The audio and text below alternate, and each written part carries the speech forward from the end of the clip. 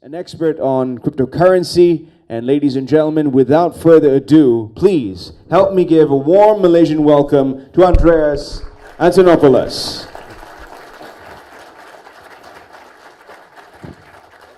Thank you very much. Thank you. Hi, everyone. Good afternoon. Salam alaikum. It's a real pleasure to be here. It's my first time in Malaysia. I've now been in Kuala Lumpur for less than 24 hours, and I'm enjoying it a lot, very much so.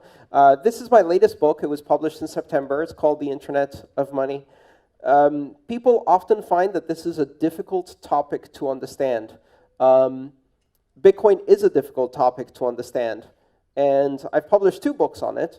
The first book, Mastering Bitcoin, which is over there, is for software developers, engineers, technical people. How many people here are software developers, engineers, technical? Anyone? Okay, so 5 people in this room can read that book. It explains how Bitcoin works, and you can probably read the first 3 chapters before you get into the very technical stuff, and from that point on, it's a bit challenging. It's challenging not because I aim it to be challenging, but because Bitcoin is a complex subject.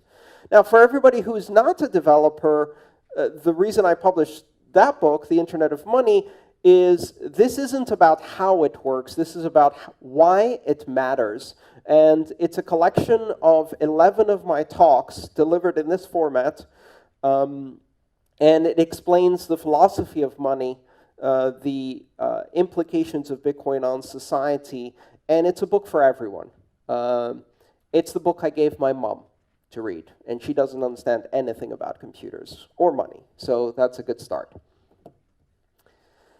Great. So before I get started, I'd like to get a feel for the people in the audience and get a bit of an understanding of how many people are familiar with these technologies that we're going to be discussing today. So by show of hands, let's start with the narrowest, which is how many people here own Bitcoin? Okay, someone did a good turnout for the community. Hi, thank you for coming. Hi, thank you for coming. How many people have seen or conducted a transaction in Bitcoin but don't own any, have just experienced it? Okay, just a few. Very good. And how many people have never conducted a transaction, have no idea what Bitcoin is or how it works, and are new to this topic? Great. Now, that was about maybe 30 people, I would say. Now, for those of you who are new to this topic, what I'd like to suggest is that whether you understand or not what we're discussing today, and please ask your questions. I want to hear even the most basic questions about Bitcoin, because I believe those are the most powerful questions. After we're done with the presentation, after we're done with the Q&A, I would like to see as many of the people in the audience who have never experienced Bitcoin to either install a Bitcoin wallet on your mobile device, and someone in the audience will give you for free some Bitcoin. Not a whole Bitcoin, a fraction of a Bitcoin, just so you can see how a transaction works. And then you can turn to your friend who just started and exchange Bitcoin with them so you can experiment with this. I can assure you it's entirely legal. It's very easy to do. And it will allow you to really experience this technology, which is much easier experience than it is explained. So let's try the next question. How many people in this audience who have Bitcoin on their mobile devices, are willing to help people install a wallet and give them $1 or $2? I will. Look around, the new people, look around at who's raised their hands. Find these people after the Q&A. Ask them to give you a small amount of Bitcoin and help you set up a wallet. Don't be shy. I will be happy to do it myself. All right. With that, let's get started with Bitcoin basics. In October of 2008, on an obscure, anonymous mailing list called the Cypherpunk mailing list, an anonymous participant using the pseudonym Satoshi Nakamoto announced the publication of a paper and said, "I think I have solved a problem in computer science. I have found a way to create a system of electronic cash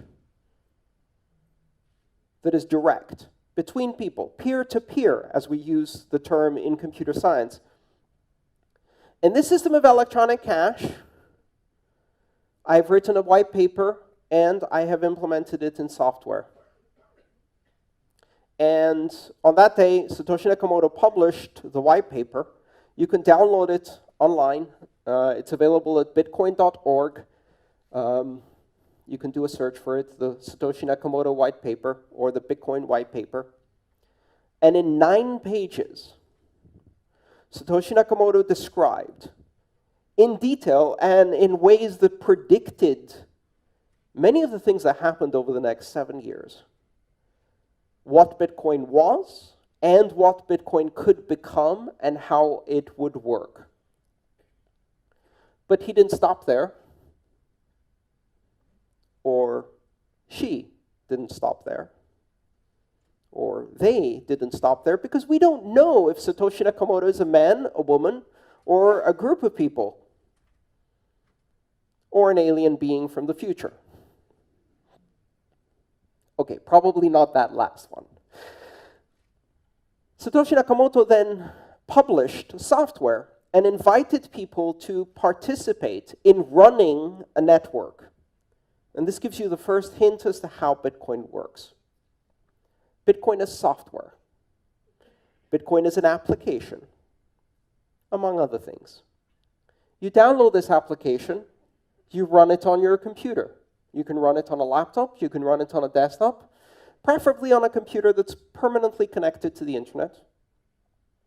It uses quite a bit of RAM and disk space right now, but in those days it was very lightweight.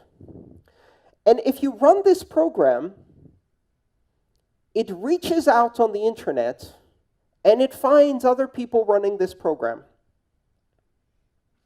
You don't know who these people are. It doesn't reach out to specific people. It creates a random mesh network, what we call a peer-to-peer network, where every participant in the system is equal. There's no special computer. They're all just talking to each other. It creates what in network terms we would call a crowd. So randomly reaches out and connects to various other computers running the Bitcoin software. And together they create a network. And that network is used to exchange and propagate transactions. And these transactions are encoded in a digital format. They contain information about the transfer of value and the authorization to transfer value between participants. Nobody controls this network. And this is a critical concept. Nobody controls this network. You can be running one of these computers. You do not control this network. You run one of these applications. It connects to other people. And you run another one of these applications. And it talks Bitcoin to the other computers that are talking Bitcoin. But no one is in control. No one is in charge. Just like when you're running a computer that speaks on the internet and communicates with other computers on the internet, no one is in control.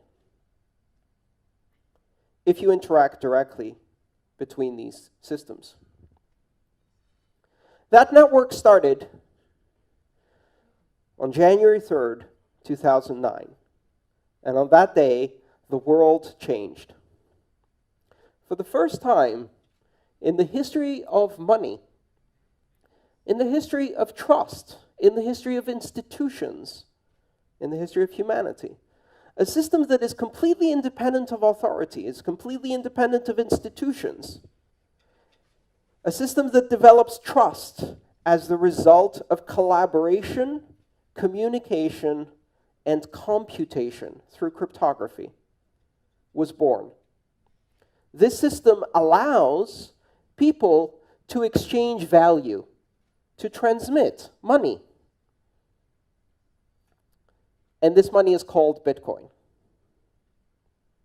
So Bitcoin is the application. It's the software that you run on your computer that communicates with all of the other computers running the Bitcoin software.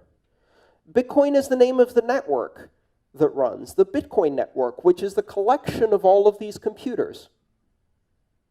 Some 6,500 of them around the world, anywhere there is internet, are the ones we know that advertise their presence, several thousand more that don't, and tens of thousands that simply listen onto this network without actively participating.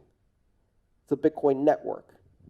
And all of this is an infrastructure that is used to create and transmit value in the form of transactions expressed in a new currency, the Bitcoin currency. And the Bitcoin currency is unlike any other form of money we have ever seen before. First of all, as a form of money, it does not exist in physical form. It is the culmination of a trajectory we've seen in human history. Over thousands of years, money has become a more abstract form of value. You start with very, very tangible forms of value. Commodities. A goat. A banana. A pineapple. These are very poor forms of money because you can eat them and they rot or die and they can be lost. They're not very good forms of money because they are the thing of value. We went from that to gold, precious metals, and stamped coins.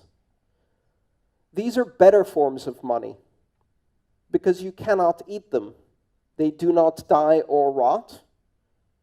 They do not represent the value itself. They are not the value. And this is an interesting concept. Money is not the valuable thing itself. Money is the thing you exchange for the valuable thing itself.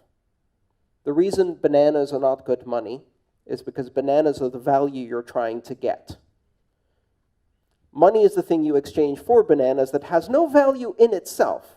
It is simply a symbol, an abstraction. It represents something that can be carried that I can give to someone tomorrow, and they will probably give me bananas. That future promise of value is the essence of money. So the essence of money is the ability to have an abstract token that in itself is immutable, unforgeable, eternal, maintains its value, and represents the exchange of value in the future as a promise. And over time, these things have become less and less physical and more abstract. Why? Because people don't like changing. And if you tell someone, I'm not going to give you bananas for the work you did, I'm going to give you a shiny gold coin, but don't worry, you can use this to get bananas, they look at you and they say, I've always had bananas for my work. I think I would like to have bananas, not this yellow thing. 100 years later, they now believe the yellow thing is valuable. And then you tell them, now I'm going to give you a piece of paper instead of the yellow thing, but don't worry, you can still convert this into bananas. And most people say, I don't think that's real money. I want the yellow thing. And the world moves on. And eventually we change and we say, you know what? You won't get the piece of paper either. you won't get the coin. You will go and look at numbers on a page or on a web page. And that represents the amount you have in the bank. But don't worry, you can still use that to acquire food, products, services. It really is money. You can't touch it. You can't see it. It's just a number. And finally, we arrive at Bitcoin. Bitcoin has no physical form. It doesn't exist in any way. It is entirely intangible. It cannot be touched. It is simply a digital form of money. But it is a digital form of money that is entirely different from everything we've seen before. What it does that is different is that it is not a form of money that is recorded in the database or records of a company. It is not a digital form of money that represents a debt owed to a central bank or government. It is not a digital form of money that has been issued by a sovereign, a central bank, a nation, a king. It is a form of digital money that has been issued through complex and energy-intensive computation on the internet, is recorded simultaneously on every computer that participates in the Bitcoin network, is validated independently by every computer that participates in the Bitcoin network, cannot be forged, cannot be counterfeited, cannot be censored, cannot be seized or frozen, can be transmitted anywhere in the world as information, can be verified independently by anyone who receives it, and is not controlled by anyone. Its value is not controlled, its issuance is not controlled, its ownership is not controlled. It is direct from one person to another person with no intermediaries. If I use my mobile phone to make a Bitcoin payment to someone in this room, I am creating a digital transaction that recognizes the fact that a certain number of Bitcoin that the network knows belongs to me through the proof of my digital signature. I have authorized the transfer of that value to another owner of Bitcoin who will then be able to control that Bitcoin through their own digital signature, through their own cryptographic key. Now, you don't need to know anything about digital signatures or cryptographic keys. When you use Bitcoin, you see an application on your mobile device or on your desktop. This application tells you you have 3 Bitcoin. It allows you to enter the address of a recipient, which is a number, just like an email address. It allows you to select an amount of Bitcoin you wish to transact. And when you click send on your application, it uses the digital signature and private key that is embedded in your device to create and sign a transaction that is advertised to the entire Bitcoin network and says, I have transferred this value. And then the entire network now knows that this value belongs to someone else. They don't know who this someone else is. Nobody knows. When you do a Bitcoin transaction, it is not related or attached to identity. You do not need to create an account. You do not need to register. You do not need to provide ID or name or location or address, age, gender, race, religion, nationality, nothing. You don't even need to be human. And you laugh, but it is true. Bitcoin enables, for the first time in human history, non-human entities to actively control and own value, which is bizarre because we've never had that in any legal system in the world. We have the legal fiction of corporations, and corporations can own value, but corporations can only exist as associations between living human beings. In Bitcoin, a software agent that is not owned by anyone, through the use of cryptography, can own and transact in Bitcoin internationally. This creates some very interesting and also very disturbing possibilities for the future. Artificial intelligence systems can own and control money without any living human being involved. You can have corporations that have no directors, no living humans in control, that are controlled entirely by software. Back to people, though. If you are a person who has installed a Bitcoin wallet, you must pass a complex test in order to install this software. You must be able to download an application. That's it.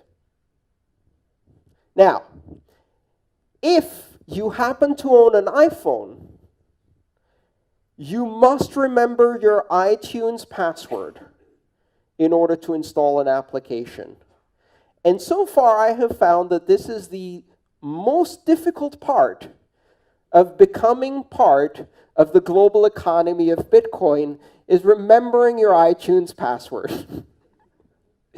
But if you can do that, if you can access the Google Play Store, if you have basic familiarity with mobile applications, if you can download an exe on Windows and install it, if you can double-click a mouse, that's it.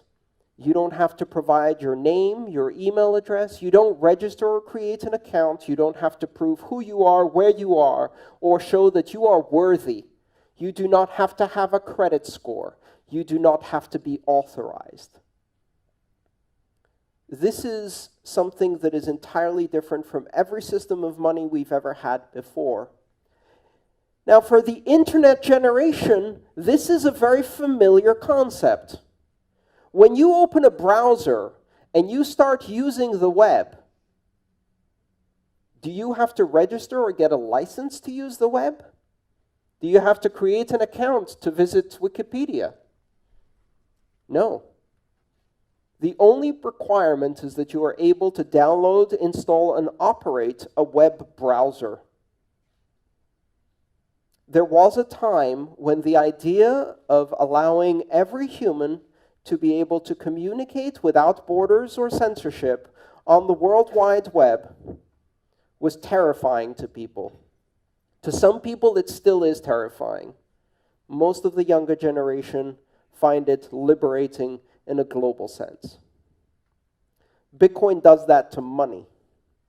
What happens when every human being on the planet, through the simple act of downloading and installing an application, can become a member of a global economy without borders, one that allows people to transmit and receive money at will, anywhere in the world, 24 hours a day, uninterrupted for the last 7 years, with fees that do not depend on the amount of money you're sending, but pay simply for the capacity you use on the network. You can transmit a Bitcoin transaction for about $1. And it doesn't matter if you send $1 or $100,000, you still pay $1. It doesn't matter if you're sending it from here to another province in Malaysia, or if you're sending it from here to the opposite end of the planet. It doesn't matter if you are an individual or corporation, or if you're sending it to an individual or corporation. It doesn't matter if you're sending it to someone who is rich or someone who is poor. You can. Bitcoin changes the way we approach finance completely. But that's just the first layer. Because the technology that makes Bitcoin possible, that allows two people from opposite ends of the planet to securely transact with each other without knowing each other and without trusting each other, opens up an entire range of applications that we haven't yet imagined. Bitcoin is not just money for the internet. Bitcoin is a platform. The technology that Bitcoin uses, a combination of the blockchain, which is the global transaction ledger that records every transaction, the decentralized consensus mechanism called proof of work that allows security on the Bitcoin blockchain, the open system of access that allows anyone to participate without barriers, and its borderless and neutral nature that make it possible for anyone to participate regardless of who they are, where the only thing that matters is whether a transaction is valid, not who is the source or destination, not what is the amount. These fundamental building blocks that make Bitcoin possible open the door to dozens and then hundreds and then thousands of applications of trust. At its core, Bitcoin represents the replacement of trust through institutions to trust through networks. For centuries, human society has been based on the fact that in order to coordinate the activity between large numbers of people, we have to have something to trust. And until now, the best answer to that problem was institutions. Collections of people governed by rules and policies with oversight, transparency, and accountability built into the rules, run by humans in order to create centers of trust through tradition, through reputation, through longevity. Institutions of trust are failing. They're failing all over the world. They're failing when they are newspapers. They are failing in political institutions. They are failing in numbers of ways. And the reason they are failing is because they represent systems of scale for industrial societies.